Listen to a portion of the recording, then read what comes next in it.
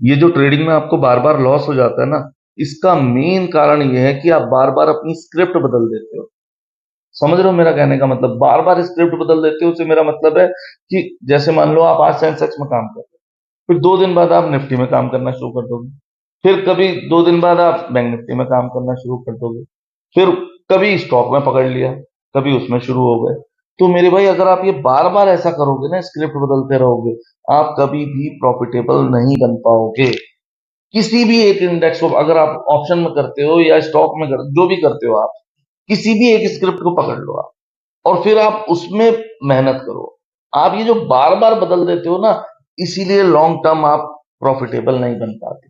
आप समझो बात को, आप किसी भी एक इंडेक्स को पकड़ लो और उसमें मास्टरी कर लो। मेहनत देखो, बिना मेहनत के कुछ नहीं होता।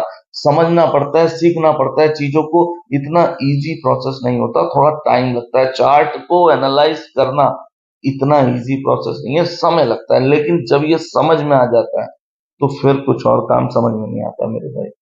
इसलिए मेरे भाई मैं हमेशा कहता हूं कि नॉलेज से पैसा बनता है। तो पैसा इंपॉर्टेंट नहीं है, नॉलेज इंपॉर्टेंट।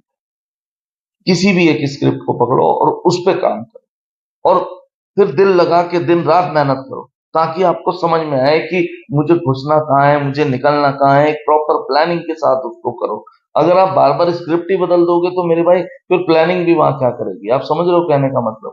तो आपको ये पता होना चाहिए मेरे भाई, मैं हमेशा कहता हूँ नॉलेज से पैसा बनता है। अपने अंदर इस स्किल को डेवलप करो। किसी भी एक स्क्रिप्ट को पकड़ो और उस पे अपनी स्किल को डेवलप करो, उस पे मास्टरी करो मेरे भाई, तब जाके बात बनेगी। अदरवाइज फिर यही होगा, नहीं तो 4 दिन प्रॉफिट, फिर एक दिन आया लॉस, फिर एक दिन आया बड़ा लॉस, फिर कैपिटल लॉस। तो मेरे भाई दूर हो जाओ, या तो ट्रेडिंग को छोड़ दो। मैं हमेशा कहता हूँ, और अगर करनी है तो सीख के करो मेरे भाई। नंबर नीचे आ रहा है, सीख के करो।